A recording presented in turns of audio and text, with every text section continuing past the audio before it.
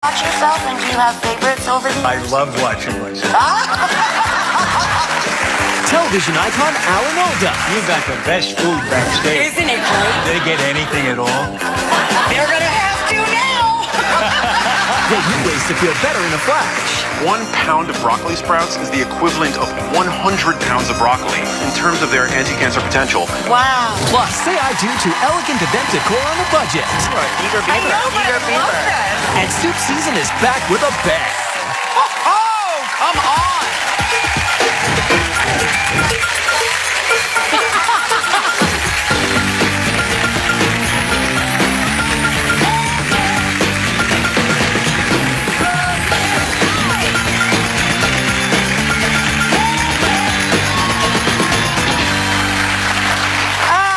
This is a really, really big show, as they used to say. Up first is a double A-list celebrity who also happens to be literally a double A. I'm a double R, but please welcome Alan Alda.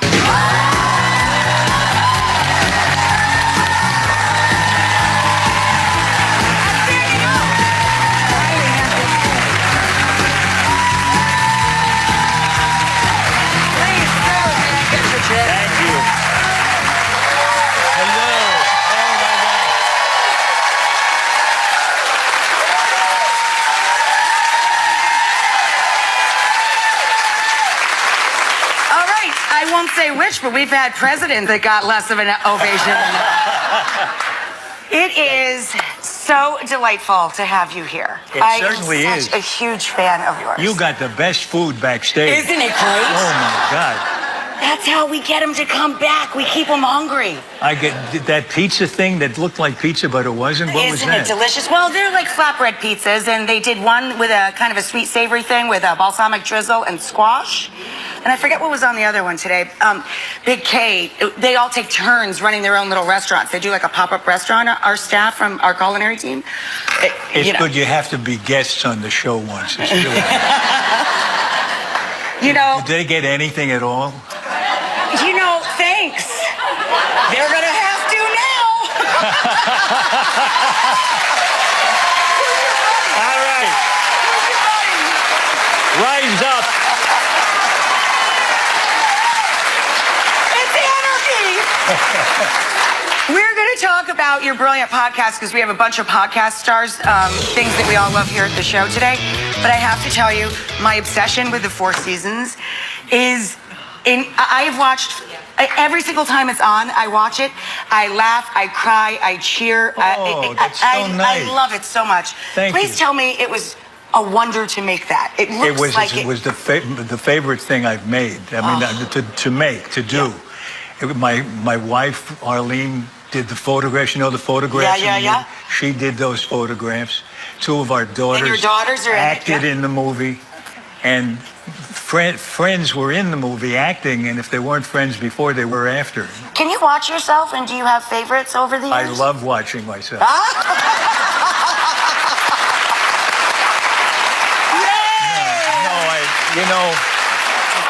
I figure, why should they have all the fun? Why waste that top quality entertainment? Include yourself on mere civilians. So Clear and Vivid is your podcast. Yes. And a lot of my favorite women in life have done your podcast. So tell everybody what the tone of your podcast is. It's about relating and communicating. It's conversations with really interesting people who are themselves good at relating and communicating to other people. But from every different field. I've talked with 2 senators, 2 comedians. And Sarah Silverman was one of them. Silverman. She's so brilliant. And so brilliant. Soon I'll be talking to Dr. Ruth. Ruth is a spitfire. Yeah.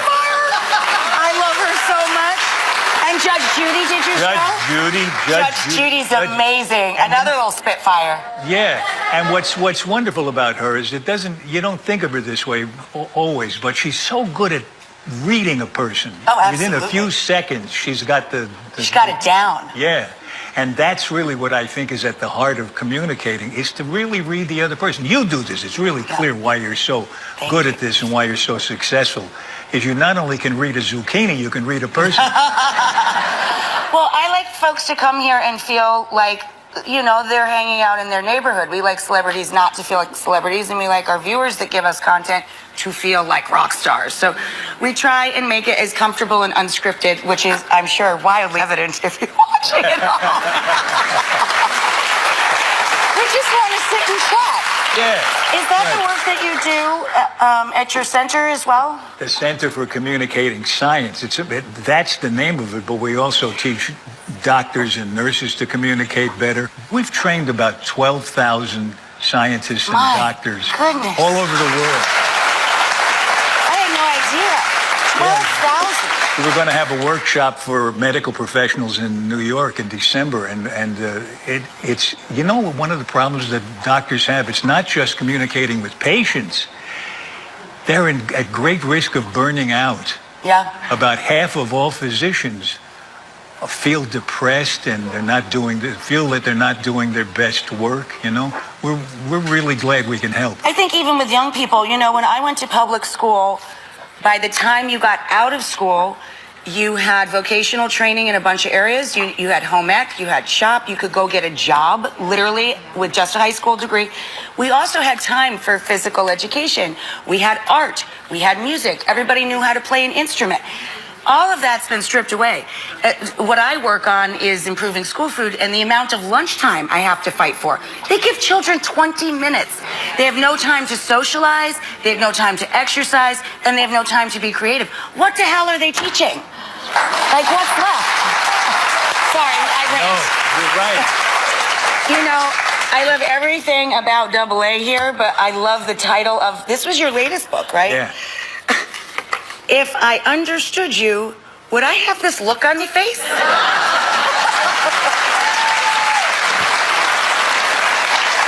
know what I thought of when I read that title? I thought of my dog Isaboo. I will talk to her and I'll be like very serious about whatever it is I'm saying to her, and she'll just go. I saw a guy walking his dog last week. He looked down at his dog and he said, I don't like when you do that. The dog must have given him one of those too. Yeah, but dog's thought bubble was like, really? That's what communicating is about, is getting a clue off the other person. Are they getting it? Exactly. What's the point of talking or of saying or writing something if the person doesn't get it? Yeah. Writing is another one that I often say, please teach your kids how to do cursive. They don't even teach that in school anymore. No. It's incredible. Well, there's no need to. They got to work because they got to teach thumb exercising. Yeah. I am obsessed with Ray Donovan. I was told backstage that you're going to do Ray Donovan. Yeah. Do you watch Ray Donovan? Yeah, but I don't think I should say what part I'm playing. You don't know whether I'm going to kill him or he's going to kill me. I love it when you play really corrupt politicians or bad guys. It's so much fun, right? You get to do things they won't let you do in real life. So, because you've had so many roles, we thought we would do this funny little, we call it Land the Part. We run like a reel around of all of your movie roles. You hit this cheap button that we bought at $4, and then they'll stop it on something, and you tell us the behind the scenes, something we might not know about it. There it's going. Yeah, so just hit it whenever you want. Bridge of Spies. Oh, what a film. Just when people say they don't make them like that anymore, they made it like that. You know what I mean? They brought back real great. Yeah, you're right. It's a really good movie. I have nothing funny to say about that. I remember loving working with Spielberg. Yeah. And I love to work with these great directors and just watch them. When you see somebody who really knows how to do what they do, isn't it fun to just... It's so much fun to watch their brain work, just to see them do it. Bless you. So in that movie, you're a lawyer. Would you have been a good lawyer? The only thing I'm good at is what I do. Yeah. Me too. My husband is a lawyer, and he says I'd be a great lawyer because I love to argue. And I'm like, no. Too many heavy books. I like being in the kitchen better. It's when I was getting famous and I was doing MASH, twice some Democratic club came from New Jersey and said, "We want you to run for the U.S. Senate." I said, "Why would I do that?" Why would I do that? I said, "I'm an actor. I'm a writer. I wouldn't even be good at it. And they said, yeah, but we can get you elected. Yeah, but people like you. Isn't that insane? So that's how they pick them, folks. That's right out of the hat. All right, hit the button again. Let's go. Oh, I got another button? Yeah, we're going to do 3 of them. Oh, the West Wing. I love that. Boy, that is such great writing and amazing ensemble cast. Really was wonderful. I loved doing it. I loved being the guy running for president. And I really wanted to win. And when we shot the final show, and I read the script and everything, and I knew how it ended. It ended that I didn't win. But when I watched the show, right up to the last minute, I thought, maybe I'll still win. Maybe I'll still pull it out.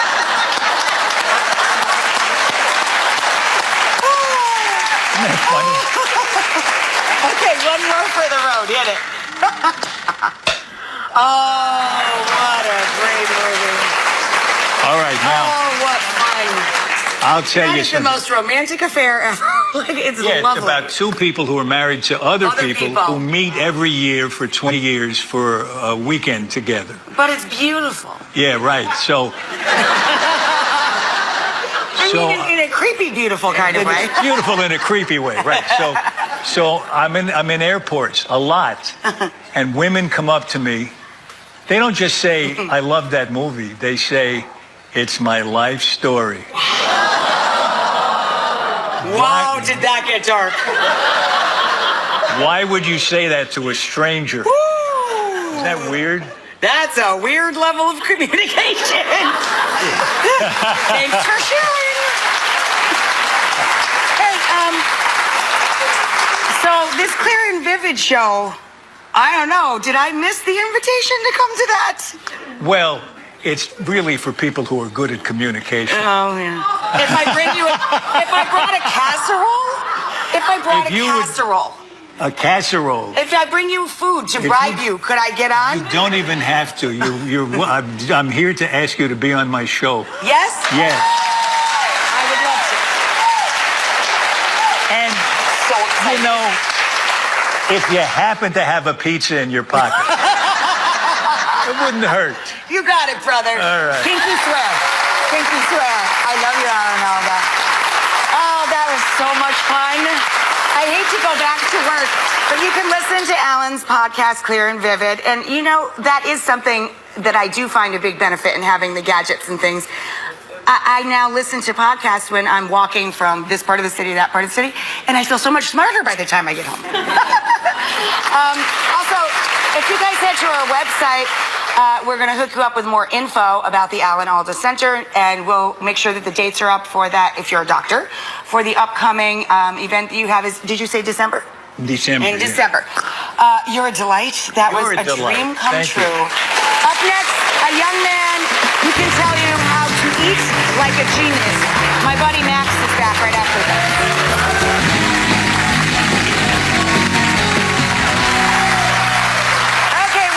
With another one of our podcasters that we're obsessed with.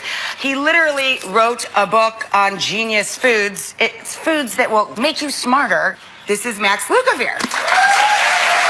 Thank you so much for having me back. So, Max's podcast is called The Genius Life. How do you live a genius life? Yeah. Well, basically, just to take a step back, you know, when I wrote Genius Foods, my intention for it was to be really a masterclass in nutrition. It's the ultimate care manual for the human brain. But The Genius Life, I launched this podcast because, you know, I'm just a curious person. I consider myself kind of a wonder junkie. So the Genius Life is really a way for me to get to broaden my horizons and talk to people that can kind of shine a light on the other aspects of life that, you know, I might want to maybe tune up or improve, live more optimally. But definitely, you know, like, you don't have to be born a genius, but I think anybody can become one with the right knowledge, with the right tools, with the right, you know, insights into modern living. Because, you know, we evolved in a much different environment than the environment that we are sort of tasked with having to thrive in today. And for many people, it's difficult. So what I want to do is really talk to anybody who can offer me any sound advice. Sound advice, exactly. So you made a little tape of a couple of things that you've learned from doing the podcast. Yes. And then we're going to walk down a few more tips here in studio. But let's check this out. Today, I'm going to be doing a metabolic assessment. Metabolic health is how your body generates energy from the raw materials, oxygen, sugar, fat. What this test does is it basically determines how efficiently my body is able to use oxygen to produce energy. So what this machine does is it really takes a deeper look. It measures your fitness at the cellular level, which is really important because you can't always tell if you're in shape just by looking in the mirror. You're going to go for a 2:15 pace for 2 minutes? What I learned over the course of the process is that I'm really efficient at higher intensity levels, but I can probably stand to work on the lower end of my aerobic abilities. Whew. Cold water immersion, cryotherapy, cold showers, and things like that all can boost levels of a neurotransmitter in the brain called norepinephrine. Norepinephrine is sort of like a chemical messenger involved in focus and attention. I would say the water is about 50 degrees Fahrenheit or 10 degrees Celsius, which is very cold. It's a major stressor, so my body right now is having a fight or flight response. Heart rate is increasing, probably to make sure that blood is continuing to flow to my vital organs. Probably what's happening is a bit of thermogenesis, which is when your body generates heat, and in doing so, it burns calories. So that's really good. It increases your metabolism. You know, it's painful, but mentally, it feels so good. This is a great way to enhance resilience, mental clarity, focus, boost metabolic health. One of the few instances in life where it's painful but worth it. Yeah, I was saying I don't take the ice baths anymore because they really were painful to me. But I love getting, I go to this facialist who uses liquid nitrogen on my head. And it really does. It wakes your brain up. Like, I feel clearer when I leave there. It totally wakes your brain up. And you know, it's a physical stressor. It's not without risk. So if you're doing it for the first time, definitely clear it with a doctor, especially if you have, a medical problem. But essentially what happens is it's called cross-adaptation. So by subjecting our bodies to a physical stressor, like really cold water or sitting in a sauna or a vigorous bout of exercise, the thing there is that it's going to have a spillover effect and help our bodies better cope with psychological stress. Right. Physical stress helps us better cope with psychological stress. I grew up on Lake George, and I guess the poor man's cryo, whatever it's called, was the Polar Bear Club. All of the people cut a hole in the ice and jump in it in the winter. There's a national holiday in Ukraine called Epiphany, where practitioners cut holes in frozen rivers and they jump in. And And I don't think it's a coincidence, because it actually does make me feel like my brain is coming back online. It's like a reset button. It's super pushing powerful. A reset button. Exactly. Okay, what do we have examples of here? You have 3 more tips? Yeah, so I learned these on my podcast, The Genius Life. This is one of the most powerful foods that you can eat for better health. These are called broccoli sprouts. Essentially what they are baby broccoli sprouts. Yeah. That's it. I'm not a genius, but I'd say they're broccoli sprouts. Yeah. People, they're not commonly consumed, so, I get some people confused by it, but this is how you make them, okay? Really easy to make. You can buy them in a store, but it's much cheaper to do it this way. You take broccoli seeds, you put them in a jar, you put some water in the jar, just like that, and you let it sit for 12 hours, okay? What that's going to do is it's going to activate the seeds. And then you can put a sprouting lid on top of it. Right. If you don't have a sprouting lid, you can easily use a coffee filter. Oh, that's cool. And a rubber band. Yeah, so you put that over the seeds, and then you dump the water out after 12 hours because the seeds have been activated, and then you begin a cycle of every day filling the jar up with water and then rinsing the seeds out. Right. Twice a day, and after 3 days, you get these beautiful things. It's like a chia pet when you were kids. Yeah. Exactly, yeah. But Rachel, so here's why these are so special, okay? So, we know that cruciferous vegetables like broccoli have very strong anti-cancer potential. Absolutely. Right? Anti-carcinogens, yeah. But broccoli sprouts 1 pound of broccoli sprouts is the equivalent of 100 pounds of broccoli. Shut the in terms of really? in terms of their anti-cancer potential. Wow. Especially in regards to one particular chemical called sulforaphane. Now, sulforaphane is really interesting. It's not a vitamin, it's not a mineral, but what it does is it basically stokes your body's own antioxidant pathways. Isn't that amazing? Yeah, it's incredible. That is incredible. It's like software for the body. Couldn't you just listen to this stuff all day? I find this so fascinating. I really do.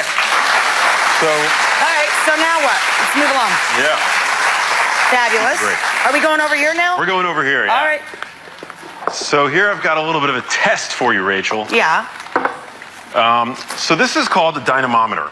This measures grip strength. Okay. The reason why we're going to measure your grip strength is because grip strength recently, in a study of 140,000 people, was found to correlate very tightly with reduced risk for early death and cardiovascular disease. I have a feeling you're gonna do A-okay. You're gonna pass. So the what do you do? flying colors.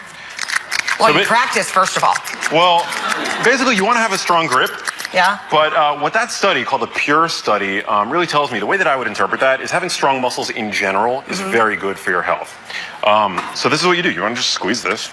So, am I supposed to try and squeeze as hard as I As hard can, as you or can. just natural? Yeah, because it's going to basically... Oh, it doesn't move. I wanted it to move. I thought it was going to do this. It doesn't. All right, so after you've given it your all, let's look at what it says.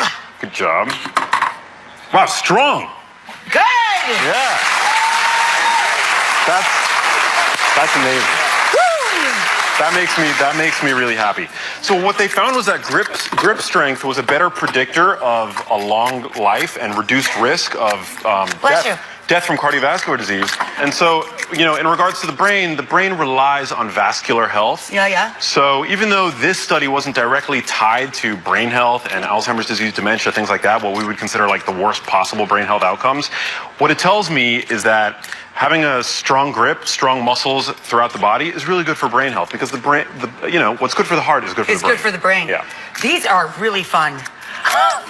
Well, these are a great way to strengthen your grip, and I'm going to show you another good way to strengthen your grip. Okay. If you're willing to roll with the flow. Yeah, I'm not going up there. You can. You go right ahead, Max.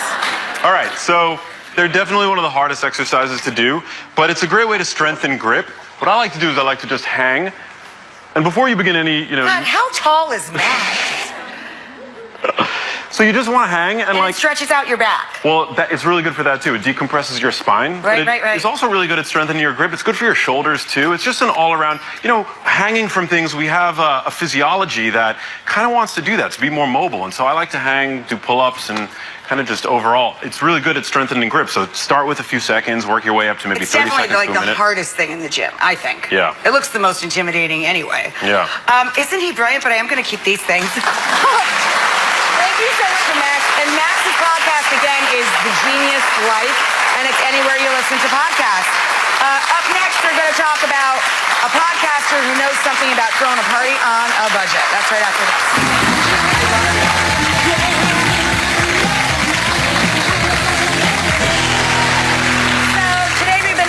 With some of our favorite current podcasters. This next one is from right here in New York City. He's a premier event planner and host of his own podcast. I love this, Weddings-ish with Jove like Cove. He's going to give us some of his top tips on how to throw parties on any budget, but let's get you guys up to speed. Take a look at him in action. Beautiful centerpiece. My name is Jove Meyer. I'm a wedding planner designer based in New York City. And then 6 over there. The first 3 steps to planning any great event is understanding your guest count, your budget, and then your location and season. And each of those sort of impacts the other. So your guest count will then impact your budget, which will also impact the spaces that you're going to look at to host your party. More and more people are looking to have events in unique spaces, and I love that vibe. But what they don't realize is if you rent a beautiful empty space, you're bringing everything in. And then all of a sudden, you're over budget. So if it's a more intimate event, a restaurant is a great option. It comes with plates, flatware, glassware, china, bartenders. And if you love the ambiance, then you already are saving so much money on decor and rentals. I'm loving how people are embracing color in their celebrations. Colors are emotive of fun times and high energy. Most candles come in white, but they also come in every color of the rainbow. And when buying candles, you want to buy high and low. This way we're playing with shape, size, and texture, which really sets the ambiance for a great party. The flower of the moment that is the most affordable, but also making a comeback, is the carnation. You can buy a lot of them and make a big wow moment without breaking the bank. When thinking about a place card, we always recommend an envelope. It's a fun, easy thing that you have at home, and that way you can either lay it flat or you can pop it up to have some extra height, and it makes a big impact on your table. Another fun way to surprise your guests is to put a note inside their envelope. Here we did fortunes, so all of our guests tonight get a random fortune that's uplifting and fun. An important part to any event is the cocktail, the alcohol. So we always recommend having a beautiful bar with a ton of garnishes. This is such a fun way for guests to feel like they make cocktails. They can pick as much or as little as they want of every ingredient and blend it all together for the cocktail of their dreams. When hosting a party, you don't want to play server and host. A station is a great way to do that because you can do all the preparation in advance, and then guests can help themselves as they want. Easy. You should throw a party that has your stamp on it and that makes you happy, because then your friends are totally going to be happy.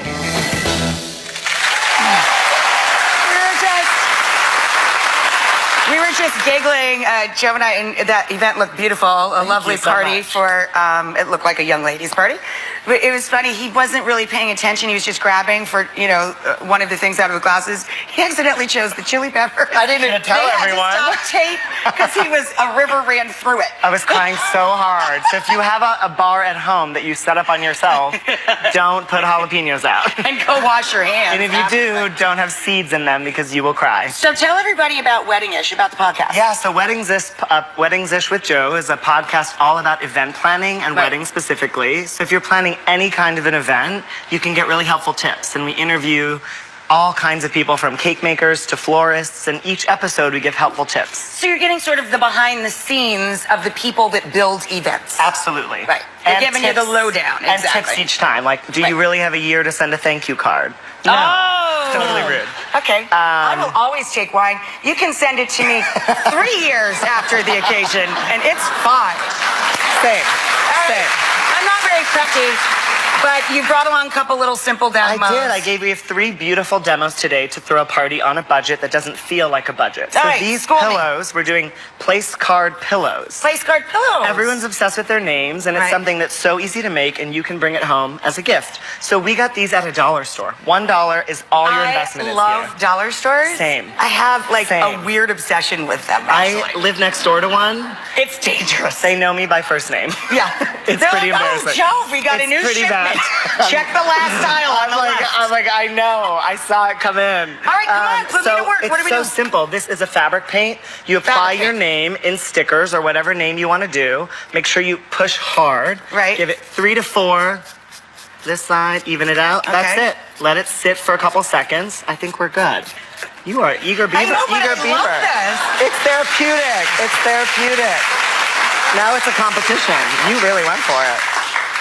I over-season food, so I tend to overpaint my pillow. Got it. You're an overachiever. I'm an yeah. So we don't have gloves, but I think we can just get right in, and you just simply peel it off. Yeah, that works. And it's such a cute little thing because your name shows right on there. Yeah.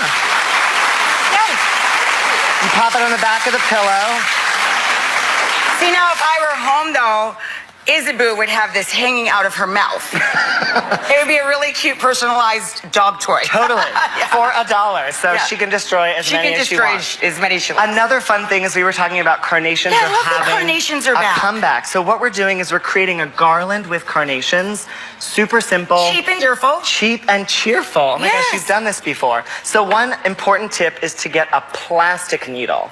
We don't want anyone bleeding. Just hold that there for me. And we want to just simply thread our carnations or our marigolds right from the bottom. Marigolds are edible. You can decorate with it and then sprinkle it in your salad the next day. Yeah. I broke my needle. You want to do mine? shoes off. No, we need someone to finish All the right, segment. so I'll show you. You simply go from bottom right through the top and pull it on out. Unless you're as aggressive as I am, in which case this happens. Maybe you just want to sprinkle the cocktails. That's your job. Yes. So you basically, it's so simple. It's therapeutic. You can do it with or without wine. You Well, can do if you want it to be more therapeutic, more wine. Always more wine. And then when it's all done, what we're gonna do is simply drape it onto our table. So you could bring that right over here. Oh, And you drape over this it. way. Yeah, right over here. Oh, wow, So we've got that's our really full look pretty. together. So you arrive. Very chic. Yeah, and our third and final activity is painting fruit. I was wondering why we had all these pineapples. So many pineapples. You know, I write the food for this show, so I'm like, I didn't make pineapple nothing this week. I know. What's with the It's my fault. The pineapples are my fault. I don't know if it's just you, but when I go shopping, I overbuy. Yeah. You're having a party and you buy way too many things. So here's what we did. We painted these 2 days before guests arrive. Simple. You get a brush, Gorgeous. some wine, and you paint away. And the good news is after the party, Of course, it's still edible. you can still serve Of the course. pineapple. Oh. So you can set this up the day before, the night before. That way you're not sweating and working Fabulous. when your friends arrive. Really Yeah. cute, Joe. Thank you. Good job. Thank you so much. So check out his podcast, Weddings-ish with Joe. And what a shocker. Coming up next, I'll meet you in the kitchen. I'm going to wash off my green paint, but we're going to make a white and green minestrone after...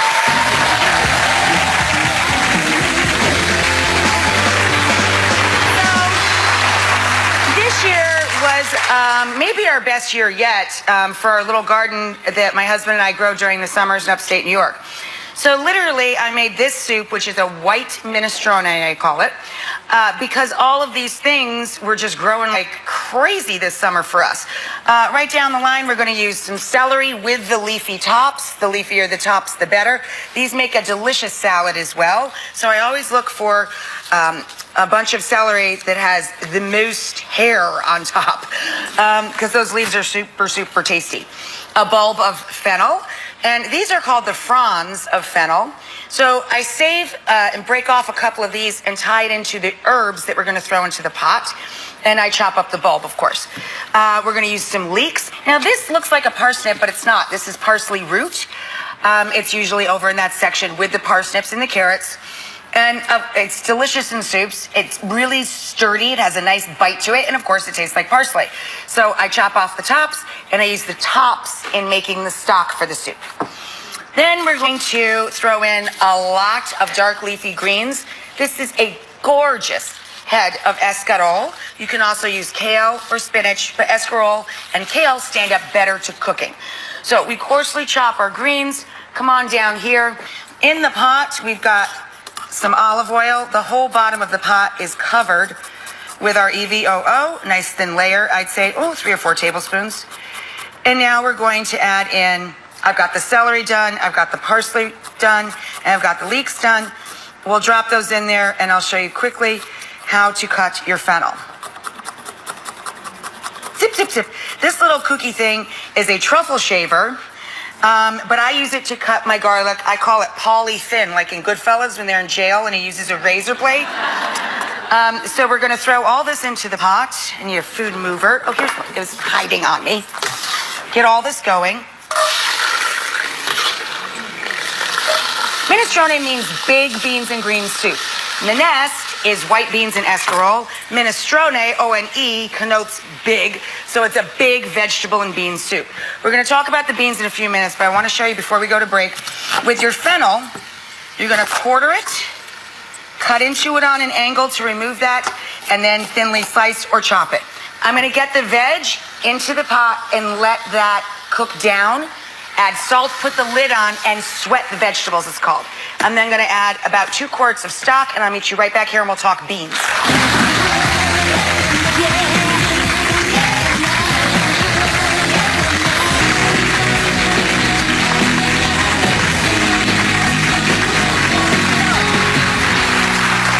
Back to the soup. So we took our root vegetables, things that need a longer time to cook, like our parsley root, our fennel, and we put those down into the pot in olive oil. We also have leeks, or you could use onions, of course.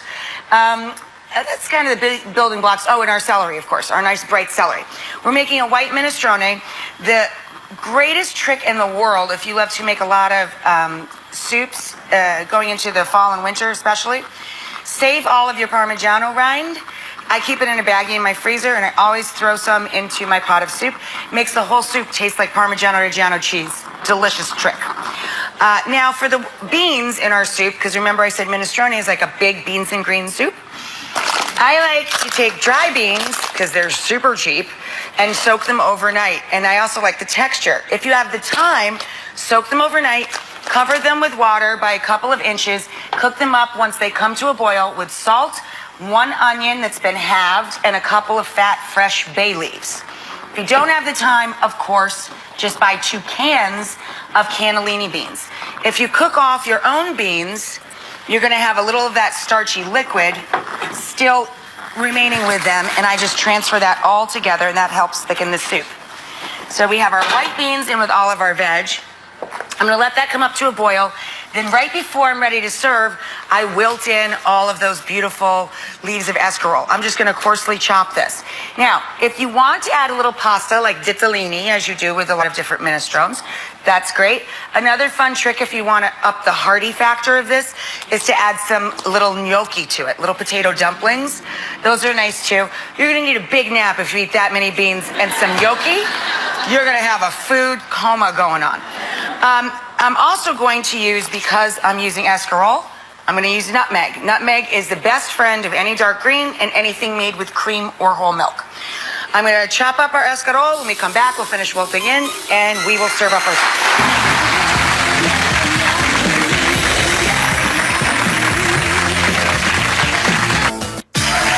Hey guys, want free tickets to our show? Head on over to our website to be part of our live studio audience.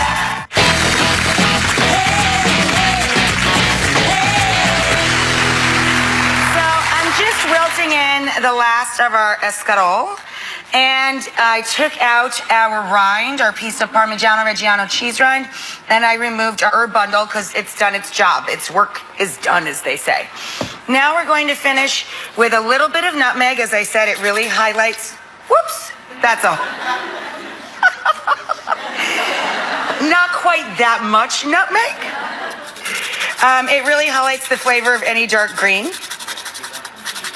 A little hint of nutmeg. And then I always finish my soups, as my mom did and my grandpa before her, with a little brightness, a little bit of acidity. I just drop in a touch of lemon juice at the very, very end. I also just like a giant piece of bread. So this is just charred, rubbed with halved garlic and drizzled with olive oil, sprinkled with a little flaky sea salt.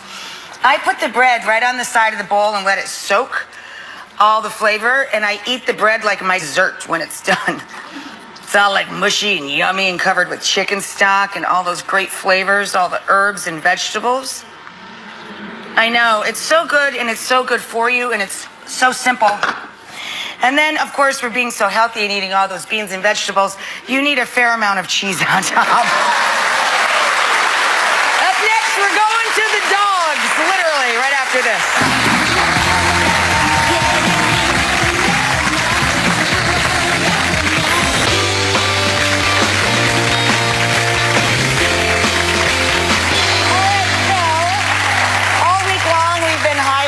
Wonderful dog stories. As everybody who watches this show knows, my daughter isn't human. She is a red-nosed pit bull. Our final story is super touching. You're going to meet a dog named Columbo. Columbo, I still watch Columbo marathons all day, all night. I'm such a Columbo fan, it's ridiculous. But you guys are going to fall in love with this dog because not only is it a rescue, but 2 great heroes were involved in saving the dog's life. Check out this story. We want to share with you how this cute little dog, Columbo, became part of our family. Every spring and summer, my local bike shop has a Tuesday night group ride. The group stopped at a roundabout near a wildlife reserve, and right when I pulled up, Columbo came out of the woods and ran right up to us. We could tell that he had been hit by a car. We decided we didn't want to leave him out there. I just put him on my back. It was about a 30-45 minute ride, and our first thought was just, let's get him back to the bike shop. A colleague and I were standing in front of a bike shop, and this very broken but very cute little dog ran up and jumped in my arms. When he saw Andrea, he saw an angel. I knew at that moment that there was no way I was leaving this very sweet dog to fend for himself. He had the broken femur, it had multiple fractures in it, and it had to have pins put in. He was in a cast in his front leg on top of having about 27 staples in his hind leg. Now he's healthy and looking so much better. It's easy to get caught up in everything you've got going on in life, but it only takes a second to stop and give somebody or something a helping hand. Thank you, Jarrett, for bringing us Columbo. We love him to pieces. I hope you don't ever worry about whether or not he's having a good life. Thank you, Jarrett Little. Thank you, Jarrett. We love you. So cute. Joining us via FaceTime are Andrea and Columbo. Hi, you guys look great. Hi, Rachel. How is Columbo? Oh, he's got Kong. He's very happy right now because he's got a Kong filled with peanut butter. That is a Bruce's favorite too. Does he ever get recognized because his story's out there? Yeah, he actually does. And through his Facebook page, he's got 19,000 followers. We've actually got invited to do a couple of different meet and greets and help raise awareness for the plight of shelter dogs that are still waiting for help in homes. He's so precious. And, you know, I am obsessed with Columbo, played by Peter Falk, but I'm also obsessed with your Columbo. So our line of Nutrish has so many different diets for every type of dog, in every type of age and condition, and we have every kind